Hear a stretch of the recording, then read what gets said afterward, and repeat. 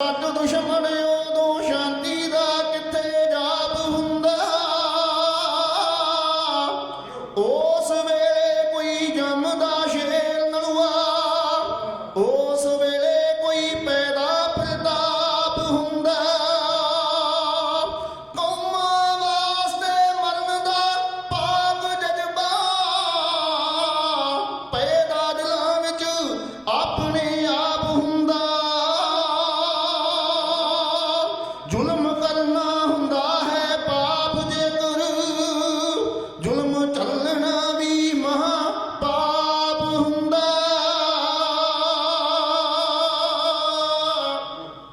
ਵਾਹਿਗੁਰੂ ਜੀ। ਜਿੱਥੇ ਮੁੱਕਦੀ ਮਜਨੂਆ ਰਾਂਝਿਆਂ ਦੀ, ਉੱਥੋਂ ਸ਼ੁਰੂ ਹੁੰਦੀ ਦਾਸਤਾਨ ਸਾਡੇ ਲੜਦਿਆਂ ਲੜਦਿਆਂ ਸੀਸ ਲੈ ਗਏ, ਪਰ ਸੀ ਨਾ ਕਿਹਾ ਜ਼ਬਾਨ ਸਾਡੀ। ਤੇਲ ਬਾਲ ਕੇ ਰੋਸ਼ਨੀ ਕਰਨ ਲੋਕੀ, ਚਰਬੀ ਨਾਲ ਬਲਦੇ ਸ਼ਮਾਦਾਨ ਸਾਡੇ। ਬੰਦ ਬੰਦ ਕਟਵਾ ਕੇ ਜਿਸਮ ਸਾਰਾ, ਫਿਰ ਵੀ ਦਿਲਾਂ ਵਿੱਚ ਰਹਿ ਗਏ ਅਰਮਾਨ ਸਾਡੇ।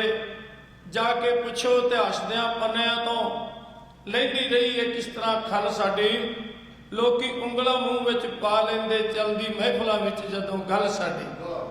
ਦੁਨੀਆ ਦੀ ਤਾਰੀਖ ਦੇ ਅੰਦਰ ਬਹੁਤ ਕੌਮਾਂ ਐਸੀਆਂ ਨੇ ਜਿਨ੍ਹਾਂ ਦੇ ਨਾਮ ਨਾਲ ਬਹਾਦਰੀ ਦਾ ਲਕਬ ਜੁੜਿਆ ਹੋਇਆ ਹੈ, ਪਰ ਸਾਹਿਬ ਕਮਾਲ ਸਾਹਿਬ ਸ੍ਰੀ ਗੁਰੂ ਕਲਗੀਧਰ ਪਾਤਸ਼ਾਹ ਮਹਾਰਾਜ ਜੀ ਦੀ ਸਾਜੀ ਹੋਈ ਅਕਾਲੀ ਫੌਜ ਖਾਲਸਾ ਪੰਥ ਇਹ ਸੰਸਾਰ ਦਾ ਇੱਕ ਐਸਾ ਨਿਰਾਲਾ ਪੰਥ ਹੈ ਜਿਹਦੇ ਕੋਲ ਹਰ ਪੱਖ ਉੱਤੇ ਮੁਕੰਮਲ ਪਕੜ ਹੈ। ਨਾਮ ਬਾਣੀ ਸਿਮਰਨ ਅਭਿਆਸ, ਮੈਦਾਨੇ ਜੰਗ ਵਿੱਚ ਖੰਡਾ ਵਾਹੁਣ ਦੀ ਬਹਾਦਰੀ, ਔਰ ਨਾਲ ਦੀ ਨਾਲ ਦਇਆ ਪਰਉਪਕਾਰ ਤੇ ਅਖਲਾਕ ਕਰੈਕਟਰ ਵਰਗੇ ਗੁਣ ਗੁਰੂ ਕਲਗੀਧਰ ਪਾਤਸ਼ਾਹ ਮਹਾਰਾਜ ਜੀ ਨੇ ਇਸ ਆਪਣੀ ਕੌਮ ਨੂੰ ਬਖਸ਼ਿਸ਼ ਕੀਤੇ ਨੇ। ਆਓ ਸਰਦਾਰ ਦੀ ਸ਼ਹਾਦਤ ਦਾ ਜ਼ਿਕਰ ਤੁਹਾਡੇ ਨਾਲ ਚੱਲ ਰਿਹਾ ਸੀ, ਉਹਨੂੰ ਮੁਕੰਮਲ ਕਰਨ ਦੀ ਕੋਸ਼ਿਸ਼ ਕਰੀਏ ਔਰ ਕੱਲ੍ਹ ਵਾਲੀ ਲੜੀ ਨੂੰ ਅੱਗੇ ਤੋਰੀਏ।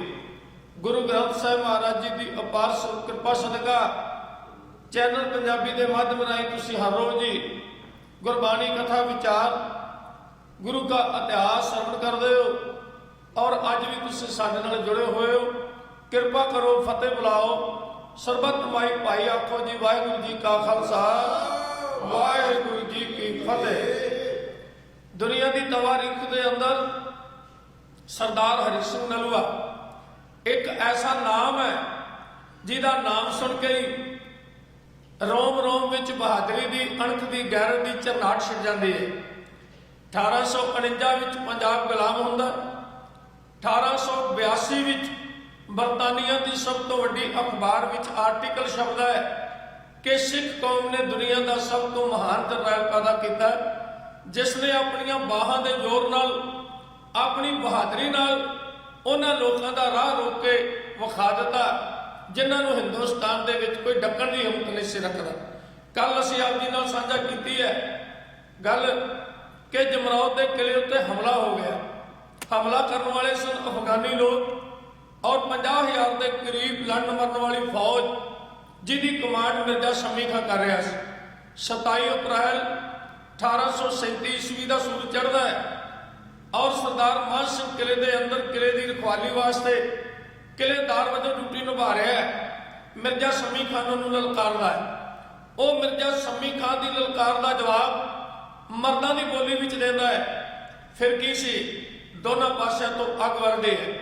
ਬਾਹਰ ਦੀ ਫੌਜ ਅੰਦਰ ਵਾਲਿਆਂ ਨੂੰ ਝੁਕਾਉਣਾ ਚਾਹੁੰਦੀ ਹੈ। ਕਿਲੇ ਦੀ ਇੱਟ ਨਾਲ ਇੱਟ ਖੜਕਾ ਕੇ ਸਰਦਾਰ ਮਾਨ ਸਿੰਘ ਦੇ ਜਿਸਮ ਦੀਆਂ ਬੋਟੀਆਂ ਹਵਾ ਵਿੱਚ ਉੱਡਦੀਆਂ ਵੇਖਣੀਆਂ ਚਾਹੁੰਦੀ ਹੈ, ਪਰ ਅੰਦਰ ਵਾਲੇ ਗੁਰੂ ਕੇ ਖਾਲਸੇ ਕਲਗੀਧਰ ਪਾਤਸ਼ਾਹ ਮਹਾਰਾਜ ਜੀ ਦੀ ਰਹਿਮਤ ਸਦਕਾ ਆਪਣੀ ਕੌਮ ਦੀ, ਆਪਣੇ ਰਾਜ ਭਾਗ ਦੀ ਸੇਵਾ ਆਖਰੀ ਦਮਾਂ ਤੱਕ ਕਰਨੀ ਚਾਹੁੰਦੇ ਨੇ। ਔਰ ਤੋਪਾਂ ਦੀ ਗੜਗੜਾਹਟ ਔਰ ਇੰਨੀ ਵੱਡੀ ਲੜਾਈ, ਇੰਨੀ ਭਿਆਨਕ ਲੜਾਈ ਸਾਰਾ ਦਿਨ ਹੁੰਦੀ ਹੈ, ਲੇਕਿਨ ਗੁਰੂ ਕਲਗੀਧਰ ਪਾਤਸ਼ਾਹ ਮਹਾਰਾਜ ਜੀ ਦੇ ਅਣਖੀਲੇ ਸੂਰਮੇ ਬੜੀ ਬਹਾਦਰੀ ਨਾਲ ਲੜਦੇ ਹੋਏ ਦੁਸ਼ਮਣ ਦੀਆਂ ਤੋਪਾਂ ਦਾ ਮੂੰਹ ਤੋੜ ਜਵਾਬ ਦਿੰਦੇ ਨੇ। ਇਤਿਹਾਸ ਕਹਿੰਦਾ ਹੈ 27 ਅਪ੍ਰੈਲ 28 ਅਪ੍ਰੈਲ ਦਾ ਸੂਰਜ ਡੁੱਬ ਜਾਂਦਾ ਹੈ ਔਰ ਫੈਸਲਾ ਕੋਈ ਨਹੀਂ ਹੁੰਦਾ। ਸਾਰੀ ਰਾਤ ਜੰਗ ਬੰਦ ਹੁੰਦੀ ਹੈ। ਅਗਲੇ ਦਿਨ ਫਿਰ ਮੈਦਾਨੇ ਜੰਗ ਵਿੱਚ ਆਰੰਭ ਹੋਣ ਲੱਗਦਾ ਹੈ ਔਰ ਜੰਗ ਆਰੰਭ ਹੋਣ ਤੋਂ ਪਹਿਲਾਂ सरदार मान सिंह अपने सूरमिਆਂ ਨੂੰ ਇਕੱਤਰ ਕਰਦਾ है और मीटिंग करके ਉਹ ਕਹਿੰਦਾ मेरी कौम ਦੇ बहादुर शेरो ਮੈਨੂੰ ਤੁਹਾਡੀ ਵਫਾਦਾਰੀ ਉੱਤੇ ਤੁਹਾਡੀ ਜਿੰਦਾ ਦਿਲੀ ਉੱਤੇ ਤੁਹਾਡੀ ਮਰਦਾਨਗੀ ਉੱਤੇ ਤੁਹਾਡੀ ਬਹਾਦਰੀ ਉੱਤੇ ਤੁਹਾਡੀ ਵਫਾਦਾਰੀ ਉੱਤੇ ਇੱਕ ਰੰਚ ਜਿੰਨਾ ਵੀ ਸ਼ੱਕ ਨਹੀਂ ਮੈਨੂੰ ਉਮੀਦ ਹੈ ਇਸ ਕਿਲੇ ਦੀ ਰਾਖੀ ਵਾਸਤੇ ਤੁਸੀਂ ਆਪਣੇ ਜਿਸਮ ਦਾ ਆਖਰੀ ਕਤਰਾ ਬਹਾ ਦਿਓਗੇ ਪਰ ਜਿਉਂਦੇ ਜੀ ਦੁਸ਼ਮਣ ਨੂੰ ਇਸ ਕਿਲੇ ਦੇ ਨੇੜੇ ਫਟਕਣ ਨਹੀਂ ਦਿਓਗੇ। ਪਰ ਮੈਂ ਇੱਕ ਵਾਰੀ ਫਿਰ ਆਪ ਜੀ ਨੂੰ ਬਤੌਰੇ ਕਮਾਂਡਰ ਇਹ ਗੱਲ ਕਹਿਣੀ ਚਾਹੁੰਦਾ ਕਿ ਇਹ ਲੜਾਈ ਸਾਡੀ ਅਣਖ ਨਾਲ ਜੁੜੀ ਹੋਈ ਹੈ। ਇਹ ਲੜਾਈ ਸਾਡੇ ਰਾਜ ਭਾਗ ਦੀ ਅਜ਼ਮਤ ਨਾਲ ਜੁੜੀ ਹੋਈ ਹੈ। ਸ਼ੇਰੇ ਪੰਜਾਬ ਜੀ ਲਾਹੌਰ ਬੈਠੇ ਨੇ, ਸਰਦਾਰ ਹਰੀ ਸਿੰਘ ਨਲੂਆ ਇਹ ਤੋਂ ਦੂਰ ਪਿਸ਼ੌਰ ਬੈਠਾ ਹੋਇਆ ਹੈ ਔਰ ਦੁਸ਼ਮਣ ਦਾ ਘੇਰਾ ਇੰਨਾ ਜ਼ਿਆਦਾ ਹੈ। ਇਹਦੇ ਵਿੱਚ ਇੱਕ ਫੈਸਲਾਕੁੰਨ ਜੰਗ ਹੋਵੇਗੀ ਔਰ ਆਪਣੀਆਂ ਨਿਗਾਹਾਂ ਸਾਨੂੰ ਚਮਕੌਰ ਦੀ ਕੱਚੀ ਹਵੇਲੀ ਤੇ ਖੜ ਕੇ ਉਹਨਾਂ ਸ਼ਹੀਦਾਂ ਤੋਂ ਪ੍ਰੇਰਨਾ ਲੈ ਕੇ ਇਸ ਕਿਲੇ ਦੀ ਰੱਖਿਆ ਵਾਸਤੇ ਡਟਣਾ ਹੋਵੇਗਾ। ਜੇ ਅਸੀਂ ਆਖਰੀ ਦਮ ਤੱਕ ਲੜਦੇ ਲੜਦੇ ਸ਼ਹੀਦ ਵੀ ਹੋ ਜਾਈਏ ਤੇ ਦੁਸ਼ਮਣ ਨੂੰ ਕਿਲੇ ਦੇ ਨੇੜੇ ਨਾ ਆਉਣ ਦਈਏ, ਇਹ ਵੀ ਸਾਡੀ ਜਿੱਤ ਹੋਵੇਗੀ। ਇਤਿਹਾਸ ਵਿੱਚ ਸਾਡਾ ਨਾਂ ਜੇਤੂਆਂ ਦੀ ਮਦਾਦ ਵਿੱਚ ਲਿਖਿਆ ਜਾਏਗਾ, ਜੇਤੂਆਂ ਦੀ ਸ਼ਕਲ ਵਿੱਚ ਲਿਖਿਆ ਜਾਏਗਾ। ਔਰ ਅੱਜ ਦੇ ਦਿਨ ਸਾਨੂੰ ਆਪਣੀ ਫੈਸਲਾਕੁੰਨ ਇਹ ਜੰਗ ਵਾਸਤੇ ਤਿਆਰ ਰਹਿਣਾ ਚਾਹੀਦਾ ਹੈ। जोश भरी तकरीर सुन के गुरु के लाडले रोह विच आए, उन्होंने अपनियां तेगा तलवारां नूं चुमिया और उन्होंने मत्थे ते त्यूड़ियां पा के आख्या सरदार जी साडे जिउंदियां जी दुनिया की कोई ताकत इस किले दीयां कंधां ला के नहीं आ सकदी। असीं गुरु कलगीधर दा अमृत छकिया और इस अमृत की बहादुरी मैदाने जंग विच विखा देंगे। संसार नूं लोग याद करनगे कि सरदार मान सिंह की अगवाई हेठ दल पंथ जमरौद के किले में लड़िया सी। उस वक्त उन्होंने सूरमिਆਂ ਦੇ जज्बात उन्होंने दे अंदर जिवें एक जोश का जवाब घाटा आया होया सी, उन्होंने तर्जमानी देंदियां उन्हों की रूहानी और उन्हों की बहादुरी दोनों का समेल इन्हां दोनों की प्रेरणा देंदियां होए एक कविता आप जी नाल साझी की जा रही है। वो योधे अपने जरनैल नूं अपनी बहादुरी का लोहा मनवाउण वास्ते जिवें कह रहे हैं, इउं बेनती की जा रही है।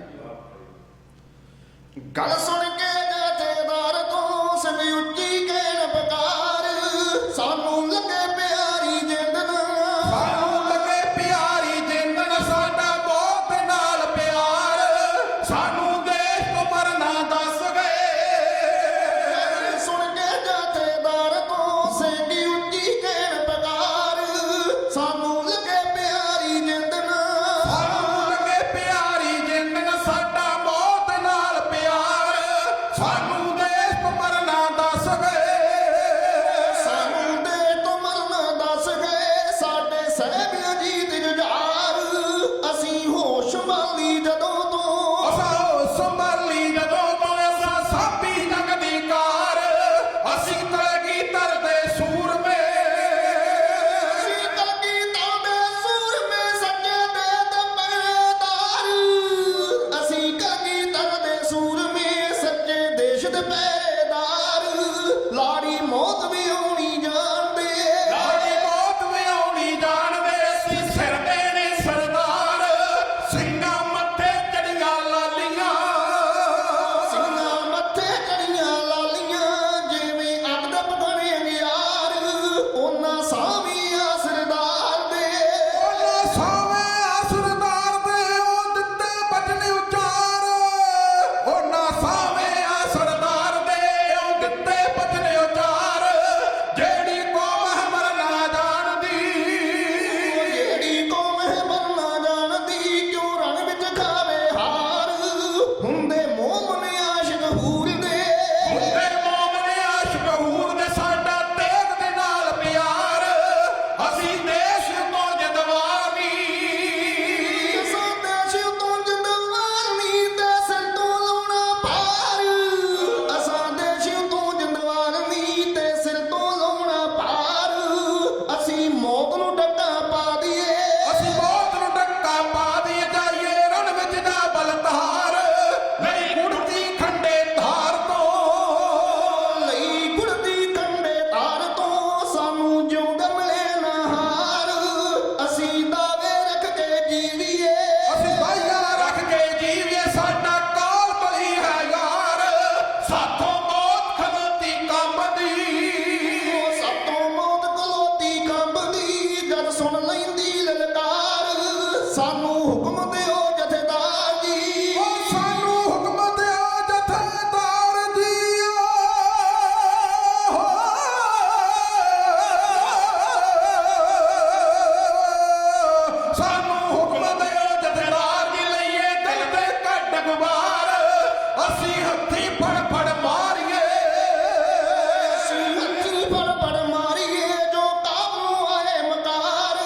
ਸਾਡੇ ਮੂਹਰੇ ਭੱਜਣ ਤੁਰ ਕੀਓ ਸਾਡੇ ਮੂਹਰੇ ਭੱਜਣ ਤਿਲਕਿਆਂ ਨੇ ਸ਼ੇਰ ਦੇਂਗੇ ਸ਼ਿਕਾਰ ਅਸੀਂ ਖੰਡੇ ਰੱਖੇ ਕੀਲ ਕੇ ਅਸੀਂ ਖੰਡੇ ਰੱਖੇ ਕੀਲ ਕੇ ਜੋ ਨਾਗਾਂ ਦੇ ਅਵਤਾਰ ਅਸੀਂ ਖੰਡੇ ਰੱਖੇ ਕੀਲ ਕੇ ਜੋ ਨਾਗਾਂ ਦੇ ਅਵਤਾਰ ਮੈਰੀ ਭਜੇ ਉਧਰ ਨੂੰ ਜਾਵਦੇ ਓਏ ਭੱਜੇ ਦਰ ਨੂੰ ਜਾਵਦੇ ਕੱਟੀ ਨਾਲ ਕਾਬਲੀ ਮਾਰ ਜੋਗੀ ਕਹਿੰਦਾ ਹਰਨ ਵਿੱਚ ਰੱਖਣੇ ਜੋਗੀ ਆਖੇ ਰਣ ਵਿੱਚ ਵੇਖਣਾ ਫਤਿਹ ਕਿਸ ਨੂੰ ਦੇਵੇ ਕਰਤਾਰ ਸਭ ਸੰਗਤ ਕਹਿ ਦਿਓ ਵਾਹਿਗੁਰੂ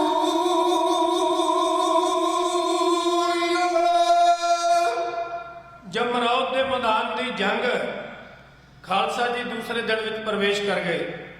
29 ਅਪ੍ਰੈਲ 1837 ਈਸਵੀ ਔਰ ਮੈਦਾਨੇ ਜੰਗ ਵਿੱਚ ਇੱਕ ਵਾਰੀ ਫਿਰ ਸੂਰਮੇ ਇੱਕ ਦੂਜੇ ਦੇ ਲਹੂ ਨਾਲ ਹੋਲੀ ਖੇਡਣ ਵਾਸਤੇ ਰਣਪੱਤੇ ਵਿੱਚ ਗੱਜੇ।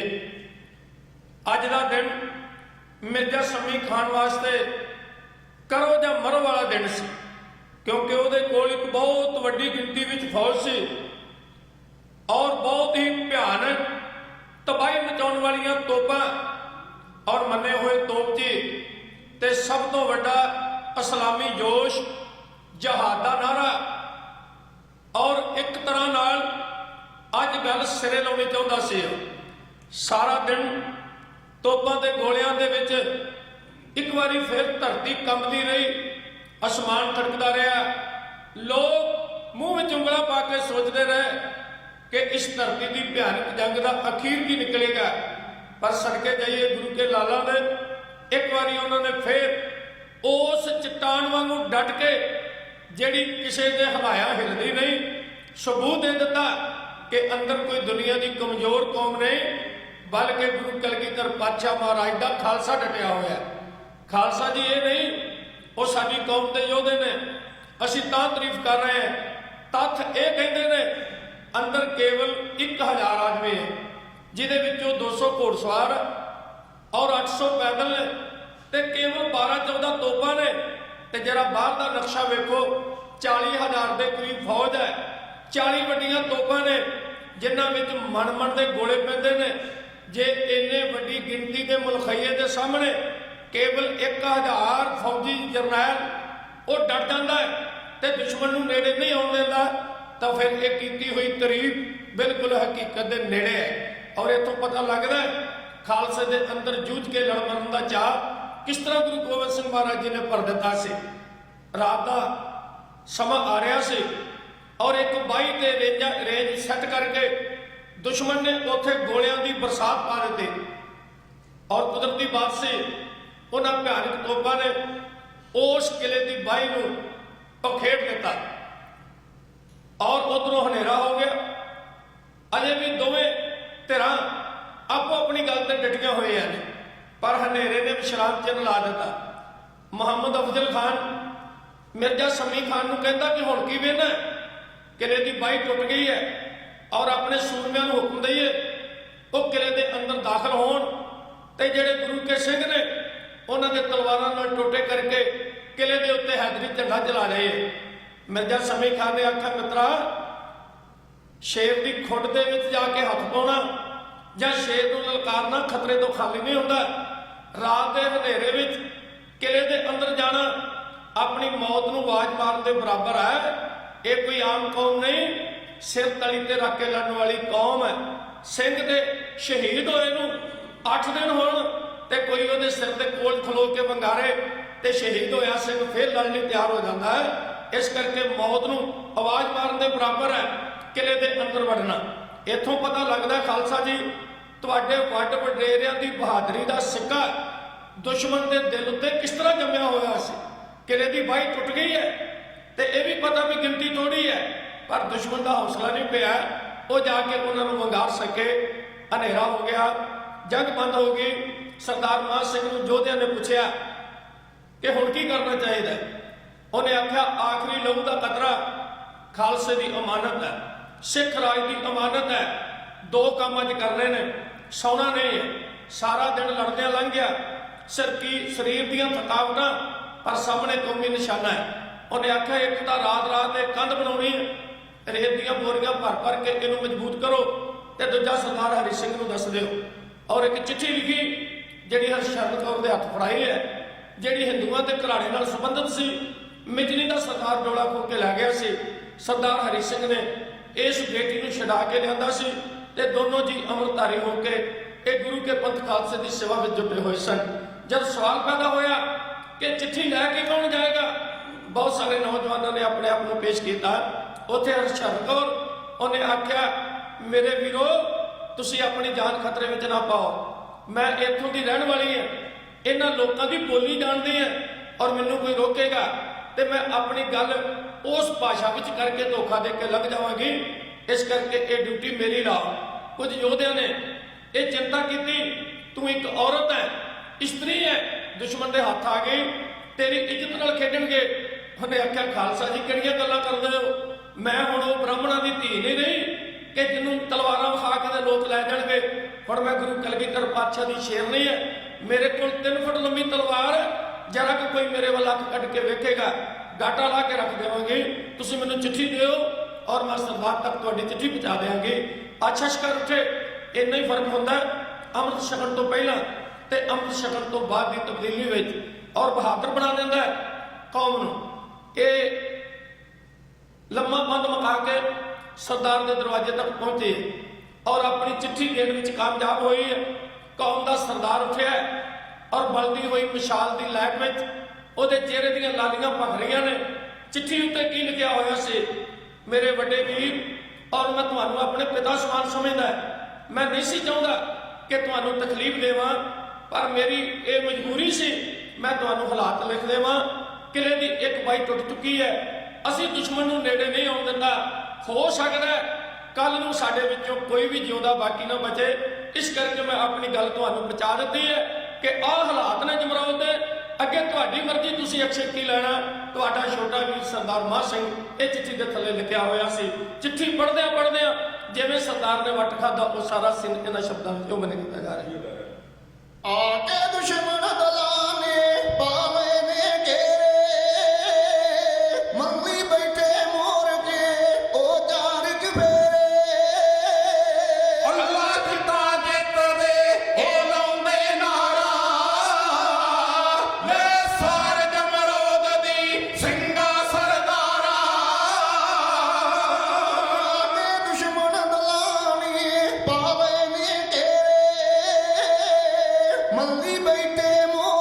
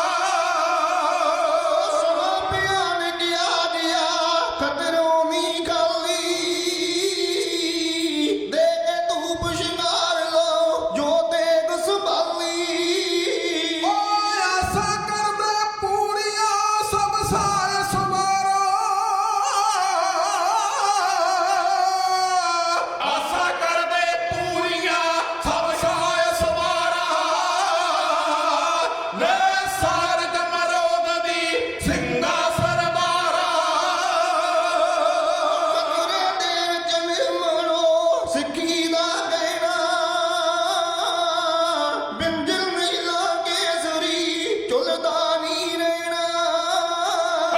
ਮਸਤੋ ਪਣ ਸਲਖਣੇ ਕਰ ਲਓ ਤਿਆਰਾ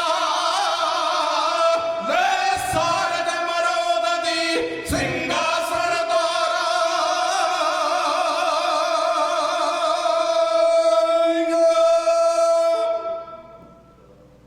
ਆਪ ਜੀ ਨੇ ਪ੍ਰਸੰਗ ਬਹੁਤ ਵਾਰੀ ਸੁਣਿਆ ਹੈ। ਜੇ ਆਪਾਂ ਭੂਗੋਲਿਕ ਪੱਖ ਤੋਂ ਵੇਖੀਏ ਤੇ 15-16 ਕਿਲੋਮੀਟਰ ਦੋਨਾਂ ਕਿਲਿਆਂ ਦੀ ਵਿੱਥ ਹੈ। ਤੇ ਜੇ ਉਹ ਭੈਣ ਜੇ ਉਹ ਬੀਬੀ ਹਰਚਰਨ ਕੌਰ ਰਾਤ 11 ਵਜੇ ਵੀ ਤੁਰੀ ਹੋਵੇਗੀ ਤੇ 2 ਵਜੇ ਤੱਕ ਉਹ ਕਿਲੇ 'ਚ ਪਹੁੰਚ ਜਾਂਦੀ ਹੈ, ਤਾਂ ਮਤਲਬ ਉਹ ਕਿੰਨੀ ਸਪੀਡ ਨਾਲ ਦੇਸ਼ ਭਗਤੀ ਦੀ ਭਾਵਨਾ ਨਾਲ ਉਹਨੇ ਉਹ ਆਪਣੇ ਜਿੰਮੇ ਲੱਗੇ ਫਰਜ਼ ਨੂੰ ਨਿਭਾਇਆ। ਕਿਉਂਕਿ ਇਹ ਗੱਲ ਤਾਂ ਆਪਾਂ ਮੰਨਦੇ ਹੀ ਆ ਨਾ ਕਿ 30 ਅਪ੍ਰੈਲ ਨੂੰ ਸੂਰਜ ਚੜ੍ਹਦੇ ਹਰੀ ਸਿੰਘ ਨਲੂਆ ਉੱਥੇ ਪਹੁੰਚ ਜਾਂਦਾ। ਇਹਦਾ ਮਤਲਬ ਹੈ 2-2:30 ਵਜੇ ਤੱਕ ਉਹਨੂੰ ਇਹ ਸੁਨੇਹਾ ਪਹੁੰਚ ਜਾਂਦਾ। ਔਰ ਸਰਦਾਰ ਹਰੀ ਸਿੰਘ ਇੱਕ ਮਿੰਟ ਵੀ ਅਜਾਈ ਨਹੀਂ ਜਾਣ ਦਿੰਦਾ। ਚਿੱਠੀ ਪੜ੍ਹ ਕੇ ਉਹ ਕਹਿੰਦਾ ਹੁਣੇ ਫੌਜ ਨੂੰ ਤਿਆਰੀ ਕਰੋ। 8,000 ਦੇ ਕਰੀਬ ਉਹਦੇ ਕੋਲ ਜੰਗੀ ਦਸਤਾ ਸੀ। ਬਾਕੀ ਦੀ ਫੌਜ ਜਿਹੜੀ ਉਹ ਲਾਹੌਰ ਰਵਾਨਾ ਹੋਈ ਸੀ। ਤਾਂ ਉਹਨੇ ਇੱਕ ਚਿੱਠੀ ਵੀ ਲਿਖੀ ਸੀ ਸ਼ੇਰੇ ਪੰਜਾਬ ਨੂੰ ਕਿ ਮੇਰੀ ਫੌਜ ਜਲਦੀ ਫੌਜ ਭੇਜ ਦਿਓ ਵਾਪਸ, ਕਿਉਂਕਿ ਕਾਬਲ ਦੇ ਵਿੱਚੋਂ ਮੈਨੂੰ ਪਤਾ ਲੱਗਾ ਅਫਗਾਨ ਤਿਆਰੀ ਕਰ ਰਹੇ ਨੇ। ਪਰ ਉਹ ਚਿੱਠੀ ਗਦਾਰ ਡੋਗਰੇ ਦੇ ਹੱਥ ਵਿੱਚ ਆ ਗਈ। ਉਹਨੇ ਉਸ ਚਿੱਠੀ ਨੂੰ ਕਈ ਦਿਨ ਸ਼ੇਰੇ ਪੰਜਾਬ ਤੱਕ ਪਹੁੰਚਣ ਨਹੀਂ ਦਿੱਤਾ। ਯਾਨੀ ਅੰਦਰੋਂ ਧਿਆਨ ਸਿੰਘ ਡੋਗਰਾ ਸਰਦਾਰ ਹਰੀ ਸਿੰਘ ਨਲੂਏ ਨਾਲ ਖਾਰ ਖਾਂਦਾ ਸੀ। ਉਹ ਚਾਹੁੰਦਾ ਸੀ ਕਿ ਸਰਦਾਰ ਹਰੀ ਸਿੰਘ ਨਲੂਆ ਜਿਉਂਦਾ ਨਾ ਰਹੇ, ਤੇ ਜਦ ਤੱਕ ਹਰੀ ਸਿੰਘ ਨਲੂਆ ਜਿਉਂਦਾ ਉਹਨਾਂ ਚਿਰ ਤੱਕ ਡੋਗਰਿਆਂ ਦੀ ਜਿਹੜੀ ਨੀਤੀ ਹੈ ਉਹ ਕਾਮਯਾਬ ਨਹੀਂ ਹੋ ਸਕਦੀ। ਹੁਣ ਸਰਦਾਰ ਨੇ ਜਦ ਤਿਆਰੀ ਕੀਤੀ ਤਾਂ ਵੈਦ ਨੇ ਆਖਿਆ ਸਰਦਾਰ ਜੀ ਅਜੇ ਤੁਹਾਡਾ ਬੁਖਾਰ ਚੰਗੀ ਤਰ੍ਹਾਂ ਨਹੀਂ ਉਤਰਿਆ, ਅਜੇ ਤੁਹਾਡਾ ਸਰੀਰ ਠੀਕ ਨਹੀਂ ਹੋਇਆ, ਮੇਰੀ ਮਿਹਨਤ ਤੇ ਪਾਣੀ ਨਾ ਫੇਰ ਦਿਓ, ਕਿਸੇ ਹੋਰ ਨੂੰ ਭੇਜ ਦਿਓ। ਉਹ ਸਰਦਾਰ ਨੇ ਜਵਾਬ ਦਿੱਤਾ ਹਕੀਮ ਸਾਹਿਬ ਇਹ ਦੇਸ਼ ਕੌਮ ਤੇ ਅਣਖ ਦਾ ਸਵਾਲ ਹੈ। ਜੇ ਸਿੱਖ ਰਾਜ ਬਚਿਆ ਰਿਹਾ ਹਜ਼ਾਰਾਂ ਹਰੀ ਸਿੰਘ ਨਲੂਏ ਹੋਰ ਪੈਦਾ ਹੋ ਜਾਣਗੇ, ਤੇ ਜੇ ਖਾਲਸਾ ਰਾਜ ਹੀ ਬਰਬਾਦ ਹੋ ਗਿਆ ਹਜ਼ਾਰਾਂ ਹਰੀ ਸਿੰਘ ਨਲੂਏ ਗੁਲਾਮੀ ਕਰਨ ਨੂੰ ਤਿਆਰ ਹੋ ਜਾਣਗੇ। ਇਸ ਕਰਕੇ ਮੈਨੂੰ ਆਪਣੀ ਜ਼ਿੰਦਗੀ ਨਾਲੋਂ ਆਪਣੀ ਕੌਮ ਦੀ ਜ਼ਿੰਦਗੀ ਦੀ ਵਧੇਰੇ ਚਿੰਤਾ ਹੈ। ਅੱਜ ਅਸੀਂ ਗੱਲਾਂ ਕਰਦੇ ਹਾਂ ਖਾਲਸਾ ਜੀ ਖਾਲਸਾ ਰਾਜ ਦੇ ਆ, ਪਰ ਜਰਾ ਕੁ ਵੇਖੋ ਉਸ ਤਰ੍ਹਾਂ ਦੀ ਭਾਵਨਾ ਵਾਲੇ ਉਸ ਤਰ੍ਹਾਂ ਦੇ ਵਫਾਦਾਰ ਸਰਦਾਰ ਹਰੀ ਸਿੰਘ ਨਲੂਏ ਵਰਗੇ ਜਰਨੈਲ ਵੀ ਹੈ ਨੇ ਸਾਡੇ ਕੋਲ। ਇਸ ਤਰ੍ਹਾਂ ਕਿਤੇ ਖਾਲਸਾ ਰਾਜ ਮਿਲਦਾ। ਔਰ ਸਰਦਾਰ ਤਿਆਰ ਹੋਇਆ ਨਗਾਰੇ ਤੇ ਚੋਟ ਲਾ ਕੇ ਉਹਨੇ ਇੱਕ ਤੋਪ ਜਿਹਦਾ ਮੂੰਹ ਉਹਨੇ ਜਮਰੋਦ ਨੂੰ ਕੀਤਾ ਹੈ ਉਹ ਤੁਰਨ ਤੋਂ ਪਹਿਲਾਂ ਉਹਦਾ ਇੱਕ ਫੈਰ ਕਰ ਦਿੱਤਾ। ਇਹ ਅੰਦਰਲਿਆਂ ਵਾਸਤੇ ਸੁਨੇਹਾ ਸੀ। ਸਰਦਾਰ ਮਾਨ ਸਿੰਘ ਨੂੰ ਪਤਾ ਲੱਗ ਗਿਆ ਕਿ ਇਹ ਫੈਰ ਉਧਰੋਂ ਆਇਆ ਔਰ ਸਰਦਾਰ ਹਰੀ ਸਿੰਘ ਆਪਣੀ ਜ਼ਿੰਮੇਵਾਰੀ ਨੂੰ ਨਿਭਾਉਣ ਵਾਸਤੇ ਆ ਰਿਹਾ ਹੈ। ਇਹਦੇ ਨਾਲ ਸਰਦਾਰ ਨਿਧਾਨ ਸਿੰਘ ਦੀ ਪੰਜਥਾ ਸਰਦਾਰ ਅਮਰਜੀਤ ਸਿੰਘ ਮਜੀਠੀਆ ਇਹਨੇ ਮੈਦਾਨੇ ਜੰਗ ਵਿੱਚ ਕਦਮ ਰੱਖਣ ਤੋਂ ਪਹਿਲਾਂ ਸਰਦਾਰ ਨਿਧਾਨ ਸਿੰਘ ਨੂੰ ਹੁਕਮ ਦਿੱਤਾ ਕਿ ਤੂੰ ਸੱਜੇ ਪਾਸਿਓਂ ਦੁਸ਼ਮਣ ਦਾ ਲੱਕ ਤੋੜਨਾ ਹੈ। ਅਮਰ ਸਿੰਘ ਨੂੰ ਕਿਹਾ ਤੂੰ ਖੱਬੇ ਪਾਸਿਓਂ ਬਾਜ ਝਪਟ ਮਾਰ ਕੇ ਉਹਦੀ ਫੌਜ ਅੱਧੀ ਆਪਣੇ ਵੱਲ ਕਰ ਲੈਣੀ ਹੈ। ਜਿਹੜਾ ਸੈਂਟਰ ਵਾਲਾ ਮੋਹਰਲਾ ਬੰਨਾ ਉਸ ਮੁਕਾਮ ਉੱਤੇ ਉਸ ਮਹਾਜ ਉੱਤੇ ਸਰਦਾਰ ਹਰੀ ਸਿੰਘ ਨਲੂਆ ਲੜੇਗਾ। ਔਰ ਦਿਨ ਚੜਿਆ ਦੁਸ਼ਮਣ ਦਾ ਹੌਸਲਾ ਵਧਿਆ ਹੋਇਆ ਸੀ ਵੀ ਅੱਜ ਦਾ 12 ਵਜੇ ਤੋਂ ਪਹਿਲਾਂ ਹੀ ਜਮਰੌਦ ਕਿਲੇ ਨੂੰ ਢਾਢੇਰੀ ਕਰਕੇ ਤੇ ਸਿੰਘਾਂ ਦੀਆਂ ਲਾਸ਼ਾਂ ਉੱਤੇ ਮਸਾਲੇ ਵਸਾ ਕੇ ਨਮਾਜ਼ ਪੜਾਂਗੇ, ਜਿੱਤ ਦੇ ਝੰਡੇ ਚਲਾਵਾਂਗੇ। ਪਰ ਉਹਨਾਂ ਦੀਆਂ ਸਾਰੀਆਂ ਉਮੀਦਾਂ ਚਕਨਾਚੂਰ ਕਰ ਦਿੱਤੀਆਂ ਸਰਦਾਰ ਹਰੀ ਸਿੰਘ ਨਲੂਏ ਨੇ। ਜਦੋਂ ਅਕਾਲ ਦੇ ਨਾਰੇ ਗੂੰਜੇ ਔਰ ਦੁਸ਼ਮਣ ਨੂੰ ਪਤਾ ਲੱਗ ਗਿਆ ਕਿ ਸਰਦਾਰ ਹਰੀ ਸਿੰਘ ਨਲੂਆ ਮੈਦਾਨੀ ਜੰਗ ਵਿੱਚ ਆ ਵੜਿਆ, ਬਹੁਤਿਆਂ ਦੇ ਹੌਸਲੇ ਤੇ ਉਦੋਂ ਹੀ ਟੁੱਟ ਗਏ, ਕਿਉਂਕਿ ਸਰਦਾਰ ਦਾ ਨਾਂ ਉਹਨਾਂ ਦੇ ਦਿਲ ਉੱਤੇ ਇੱਕ ਦਹਿਸ਼ਤ ਦਾ ਰੂਪ ਬਣ ਕੇ ਬੈਠਾ ਹੋਇਆ ਸੀ। ਔਰ ਹੁਣ ਅੰਦਰੋਂ ਸਰਦਾਰ ਮਾਨ ਸਿੰਘ ਦੀ ਅਗਵਾਈ ਵਿੱਚ ਤੋਪਾਂ ਫੈਰ ਭਰਾ ਰਹੀਆਂ ਨੇ। ਸੱਜੇ ਬੰਨਿਓ ਸਰਦਾਰ ਨਿਧਾਨ ਸਿੰਘ ਦੱਬੀ ਆਉਂਦਾ ਹੈ, ਖੱਬਾ ਬੰਨਾ ਸਰਦਾਰ ਅਮਰ ਸਿੰਘ ਮਜੀਠੀਆ ਨੇ ਮੱਲਿਆ ਹੋਇਆ ਹੈ, ਤੇ ਸਾਹਮਣਾ ਪਾਸਾ ਸਰਦਾਰ ਹਰੀ ਸਿੰਘ ਨਲੂਏ ਤੇ ਚੀਫ ਇਨ ਕਮਾਂਡਰ ਮਿਰਜ਼ਾ ਸਮੀ ਖਾਨ ਦੇ ਰੇਂਜ ਵਿੱਚ ਹੈ। ਲਹੂ ਦੇ ਵਗਦੇ ਦਰਿਆਵਾਂ ਦੇ ਵਿੱਚ ਵਗਦੀ ਕਹਿਰ ਦੀ ਹਨੇਰੀ ਵਿੱਚ ਦੋਨੋਂ ਜਰਨੈਲ ਆਮੋ ਸਾਹਮਣੇ ਹੁੰਦੇ ਨੇ। ਔਰ ਸਰਦਾਰ ਹਰੀ ਸਿੰਘ ਨਲੂਏ ਦੀ ਚੱਲੀ ਹੋਈ ਤੇਗ ਨੇ ਜਿਵੇਂ ਦੁਸ਼ਮਣ ਦੀਆਂ ਜਿੱਤਾਂ ਜਿੱਤਦਿਆਂ ਨੂੰ ਜਿਵੇਂ ਉਹਨਾਂ ਨੂੰ ਹਾਰ ਦਾ ਮੂੰਹ ਵਿਖਾ ਦਿੱਤਾ। ਔਰ ਇਸੇ ਲਹਿਰੀਏ ਵਿੱਚ ਮਿਰਜ਼ਾ ਸਮੀ ਖਾਨ ਦੇ 3 ਵਾਰ ਤੇ ਸਰਦਾਰ ਦਾ 1 ਵਾਰ, ਜਿਵੇਂ ਮਿਰਜ਼ਾ ਸਮੀ ਖਾਨ ਨੂੰ ਮੌਤ ਦੇ ਮੂੰਹ ਤੱਕ ਲਾ ਜਾਂਦਾ। ਬੜੀਆਂ ਪਿਆਰੀਆਂ ਲੈਣਾ ਜਮਰੌਦ ਦੇ ਮੈਦਾਨ ਦੀ ਫੈਸਲਾਕੁਨ ਲੜਾਈ ਔਰ ਜ਼ਿੰਦਗੀ ਤੇ ਮੌਤ ਦੀ ਉਹ ਲੜਾਈ ਜਿੱਥੇ ਇਤਿਹਾਸ ਦੇ ਪੰਨੇ ਸ਼ਹੀਦਾਂ ਦੇ ਲਹੂ ਨਾਲ ਲਿਖੇ ਗਏ। ਕਿਉਂ ਬੇਨਤੀ ਕੀਤੀ ਜਾ ਰਹੀ ਹਰੀ ਸਿੰਘ ਸ਼ੇਰ ਜਾਵੇ ਲਕਾਰਦਾ ਤੇ ਕਸੂਰਮਾ ਗੁੱਸੇ ਦੇ ਨਾਲ ਵਾਰਦਾ, ਮਾਰ ਜੀ ਦੇ ਉੱਤੇ ਕਰੇ ਦਿਲ ਵਾਰਦਾ, ਉਹ ਕਸੂਰਮਾ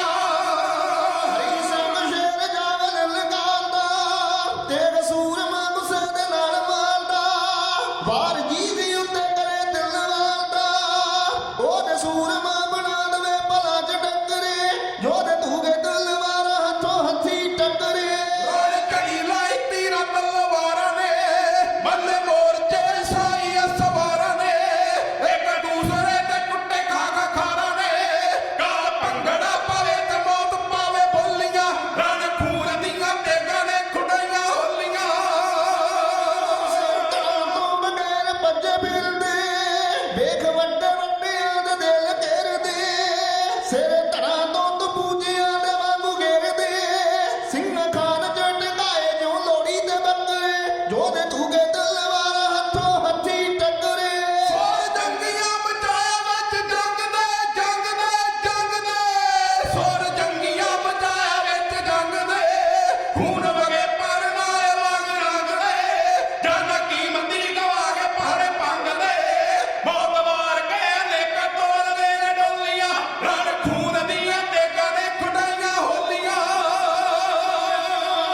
ਸਾਡੇ ਲੋਥਾਂ ਜੜੀਆਂ ਦੇਖ ਭਰੀ ਜਾਵੇ ਸਿਰਾਂ ਦੀਆਂ ਧੜੀਆਂ ਰੂਹਾਂ ਤੰਗ ਸੀ ਤੜਪ ਰਹੀਆਂ ਅੜੀਆਂ ਵੱਡੇ ਕੱਟੇ ਸੇਕਦੇ ਤੇ ਕੁਝ ਅੱਧ ਮੋਏ ਜੀ ਸਿੰਘਾਂ ਸੈਂਕੜੇ ਸਰੀਰ ਤੀਰਾਂ ਚ ਪਰੋਏ ਜੀ ਇਹਨਾਂ ਵਿੱਚੋਂ ਉਹਨਾਂ ਕੱਢੇ ਚੰਗੇ ਆੜੇ ਸੀ ਜੋੜੇ ਗਾਲ ਪੈ ਜੋ ਪੱਥਿਆਂ ਦੇ ਪਾੜੇ ਸੀ ਕਾਲ ਬਲੀ ਨੇ ਅਨੇਕਾਂ ਦੇ ਲਹਾੜੇ ਸੀ ਜਿਵੇਂ ਮੌਤ ਦੀਆਂ ਵਿਆਹ ਕੇ ਤੋਰਦੇ ਨੇ ਡੋਲੀਆਂ ਰਣ ਖੂਨ ਦੀਆਂ ਤੇਗਾਂ ਨੇ ਖੁਡਾਈਆਂ ਹੋਲੀਆਂ ਹਰੀ ਸਿੰਘ ਜੀਰ ਨਾਲ ਸ਼ੇਰ ਗੱਜਦਾ ਕੱਲ ਆਖਰੀ ਮੁਕਾਬਲਾ ਹੈ ਅੱਜ ਦਾ ਕਦੇ ਸੂਰਮਾ ਮੈਦਾਨ ਚੋਂ ਨੀ ਭੱਜਦਾ ਆਉਂਦਾ ਮੌਤ ਦਾ ਪਿਆਲਾ ਹੱਸ ਕੇ ਤੇ ਪੀ ਲਵੇ ਜੀਣਾ ਅਣਖਦਾ ਹੈ ਚੰਗਾ ਥੋੜਾ ਚਿਰ ਜੀ ਲਵੇ ਵਾਰ ਕਰਦਾ ਸਮੀਦ ਸਿੰਘ ਰੋਕਦਾ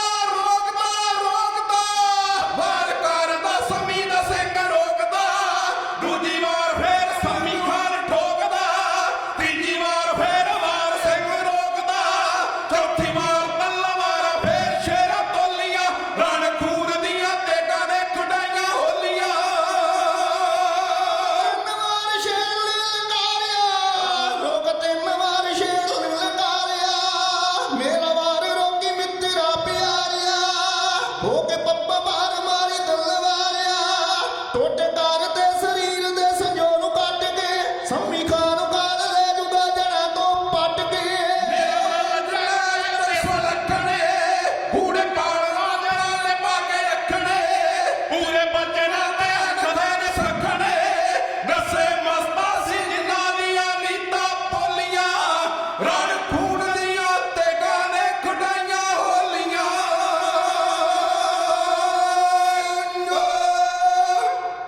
ਸ਼ੇਰਾਂ ਵਰਗੇ ਅਫਗਾਨ ਦਿਆਂ ਵਰਗੇ ਕੱਦ ਗੱਜ ਗੱਜ ਚੌੜੀਆਂ ਛਾਤੀਆਂ ਸਰਦਾਰ ਹਰੀ ਸਿੰਘ ਨਲੂਏ ਦਾ ਨਾਂ ਸੁਣ ਕੇ ਦੌੜ ਗਏ ਕਹਿੰਦੇ ਮਿਰਜ਼ਾ ਸੰਮੀ ਖਾਨ ਇਹ ਕਹਿ ਕੇ ਆਇਆ ਸੀ ਜੇ ਵਾਹ ਪਿਆ ਤੇ ਸਰਦਾਰ ਨਾਲ ਆਮੋ ਸਾਹਮਣੇ ਹੋਣਾ ਹੈ।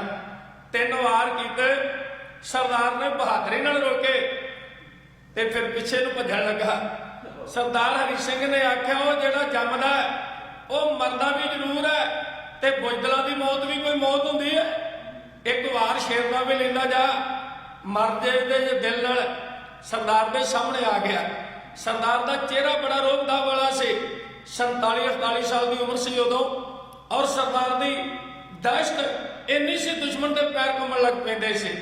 ਔਰ ਇੱਕ ਵਾਰ ਸਰਦਾਰ ਨੇ ਜ਼ੋਰ ਨਾਲ ਕੀਤਾ, ਇਹਦੇ ਕੋਲੋਂ ਬਚਾ ਨਹੀਂ ਹੋਇਆ। ਇਹਨੇ ਵਰਦੀ ਦੇ ਥੱਲਿਓਂ ਦੀ ਲੋਹੇ ਦੀ ਸੰਜੋ ਬਖਤਰ ਪਾਈ ਹੋਈ ਸੀ, ਲੇਕਿਨ ਸਰਦਾਰ ਹਰੀ ਸਿੰਘ ਦੇ ਡੋਲਿਆਂ 'ਚ ਇੰਨੀ ਜਾਨ ਸੀ, ਕਹਿੰਦੇ ਸਰਦਾਰ ਦੀ ਤਲਵਾਰ ਲੋਹੇ ਦੀ ਉਹ ਸੰਜੋ ਬਖਤਰ ਨੂੰ ਕੱਟ ਕੇ ਇਹਦੇ ਦਿਲ ਤੱਕ ਚਲੀ ਗਈ ਤੇ 8 ਇੰਚ ਡੂੰਘੀ ਲੰਘ ਗਈ। ਤੁਸੀਂ ਹਿਸਾਬ ਲਾਓ ਕਿੰਨੇ ਜ਼ੋਰ ਨਾਲ ਸਰਦਾਰ ਨੇ ਵਾਰ ਕੀਤਾ ਹੋਵੇਗਾ। ਖਾਲਸਾ ਜੀ, ਜਿੱਥੇ ਸਤਿਗੁਰਾਂ ਨੇ ਸਿਮਰਨ ਨਾਮ ਬਾਣੀ ਦੀ ਸ਼ਕਤੀ ਬਖਸ਼ੀ, ਉੱਥੇ ਸਰੀਰਕ ਤੌਰ ਤੇ ਵੀ ਖਾਲਸੇ ਨੂੰ ਬਲਵਾਨ ਕੀਤਾ, ਕਿਉਂਕਿ ਇਹਦਾ ਵਾਹ ਦੁਸ਼ਮਣਾਂ ਨਾਲ ਪੈਣਾ ਸੀ। ਅੱਜ ਵਾਂਗੂ ਪੀਜ਼ਾ 버ਗਰ ਖਾਲਸਾ ਨਹੀਂ ਸੀ, ਉਦੋਂ ਦੁੱਧ ਘਿਓ ਛਕਦੇ ਸੀ ਔਰ ਮੈਦਾਨੇ ਜੰਗ ਵਿੱਚ ਉਹਨਾਂ ਦੇ ਜੁੱਸੇ ਸ਼ੇਰਾਂ ਵਰਗੇ ਹੁੰਦੇ ਸੀ। ਔਰ ਰਣ ਤੱਤੇ ਵਿੱਚ ਡਿੱਗ ਪਿਆ, ਕਹਿਣ ਲੱਗਾ ਸਰਦਾਰਾ ਦੂਜਾ ਵਾਰ ਕਰਨ ਦੀ ਲੋੜ ਨਹੀਂ। ਸਰਦਾਰ ਹਰੀ ਸਿੰਘ ਨੇ ਆਖਿਆ ਦੂਜਾ ਮੈਂ ਕਦੇ ਕੀਤਾ ਵੀ ਨਹੀਂ, ਇੱਕੇ ਨਾਲ ਹੀ ਅਗਲੇ ਨੂੰ ਤੋੜ ਦੇਣਾ ਹੁੰਦਾ ਅਗਲੇ ਪਾਸੇ। ਔਰ ਭੱਜ ਦੌੜ ਮਚ ਗਈ।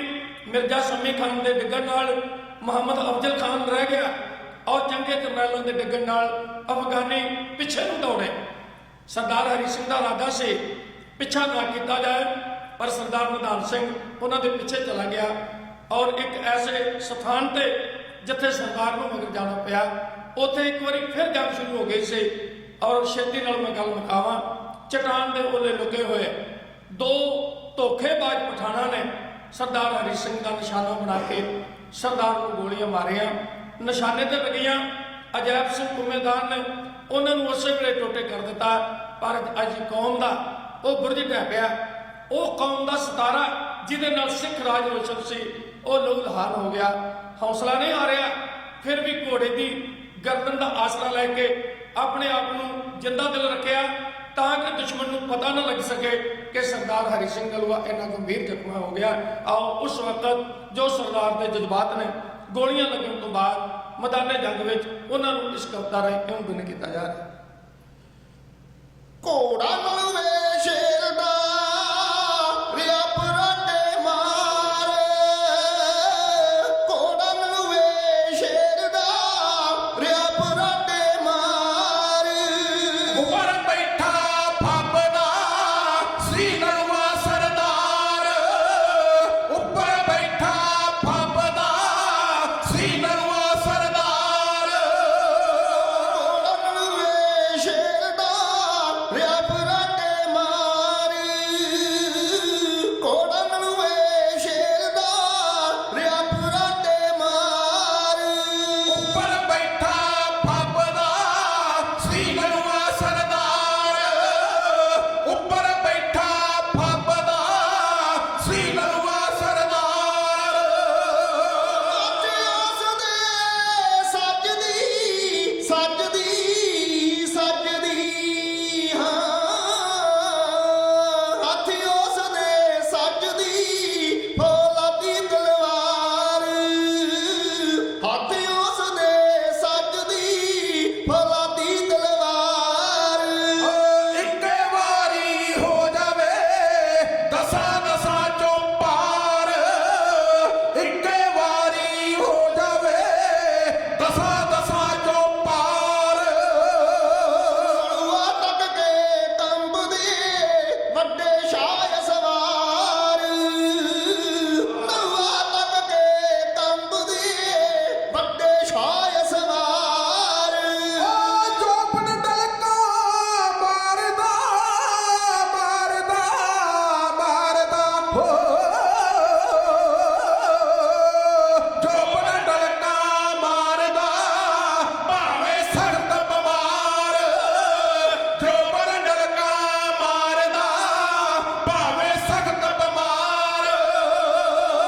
ਸਿੰਘ ਦੇ ਨੈਣ ਗਲਾਚਦੇ ਸੀ ਅੱਗ ਦੇ ਮਿਆਰ, ਸਿੰਘ ਦੇ ਨੈਣ ਗਲਾਚਦੇ ਸੀ ਅੱਗ ਦੇ ਅੰਗਿਆਰ। ਜਿੱਤਾਂ ਜਿੱਤੀਆਂ ਨਿਮਰਤਾ ਹਾਰ ਗਿਆ ਹੰਕਾਰ, ਜਿੱਤਾਂ ਜਿੱਤੀਆਂ ਨਿਮਰਤਾ ਹਾਰ ਗਿਆ ਹੰਕਾਰ। ਨਬੀ ਦੇ ਪੁੱਤਰੋ ਰਿਆ ਸ਼ੇਰ ਲਲਕਾਰ, ਰੁਕੋ ਨਬੀ ਦੇ ਪੁੱਤਰੋ ਰਿਆ ਸ਼ੇਰ ਲਲਕਾਰ। ਮੁਗਲ ਨਸੇ ਦਾਮਾ ਤੋੜ ਕੇ ਹੋ ਕੇ ਪੱਪਾ ਭਾਰ, ਮੁਗਲ ਨਸੇ ਦਾਮਾ ਤੋੜ ਕੇ ਹੋ ਕੇ ਪੱਪਾ ਭਾਰ। ਕਰ ਦਿੱਤੇ ਕਰ ਦਿੱਤੇ ਹਾਂ, ਦੋ ਮੁਗਲਾਂ ਨੇ ਕਰ ਦਿੱਤੇ ਹਰੀ ਸਿੰਘ ਦੇ ਵਾਰ, ਦੋ ਮੁਗਲਾਂ ਨੇ ਕਰ ਦਿੱਤੇ ਹਰੀ ਸਿੰਘ ਦੇ ਵਾਰ। ਲੋਕੇ ਬੈਠੇ ਮੁਗਲ ਦੋ ਸੁਰ ਕਰਮ ਵਿਚਕਾਰ, ਲੋਕੇ ਬੈਠੇ ਮੁਗਲ ਦੋ ਸੁਰ ਕਰਮ ਵਿਚਕਾਰ। ਵਾਕਾ ਮੋੜ ਪਛਾਣੂ ਮੁੜਿਆ ਹੋ ਹੁਸ਼ਿਆਰ, ਵਾਕਾ ਮੋੜ ਪਛਾਣੂ ਮੁੜਿਆ ਹੋ ਹੁਸ਼ਿਆਰ।